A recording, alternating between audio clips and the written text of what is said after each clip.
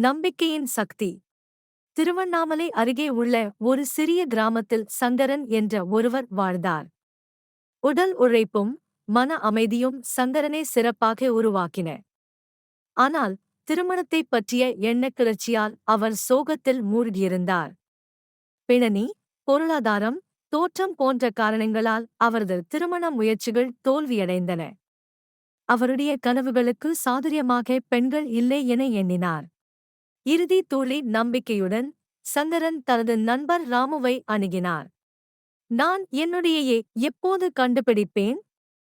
என் முயற்சிகள் அனைத்தும் வீணாகின்றன, சங்கரன் கேட்டான்.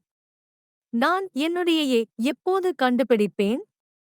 என் முயற்சிகள் அனைத்தும் வீணாகின்றன, சங்கரன் கேட்டான். நான் என்னுடையே எப்போது கண்டுபிடிப்பேன்?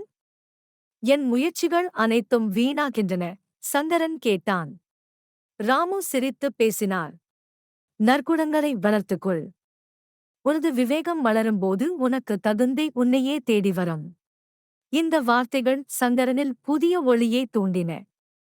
சேவையை முதலாவதாக கருதி விவசாயிகள் மற்றும் கிராம மக்களின் வாழ்க்கையை மேம்படுத்த இறங்கினார். இதன் பொருட்டு சிலையரிருந்து பண்பட மனித நேயமும் பெற்றார். ஒரு நாள் அவரது தாராள சேவை நெசவிடம் மணிமேகலை என்கிற பெண்ணை அவர் சந்தித்தார். சங்கரனின் பரிவு மற்றும் மன ஆற்றலை உடனே புரிந்த இருவரும் சேர்ந்து திருமணம் செய்து கொண்டனர்.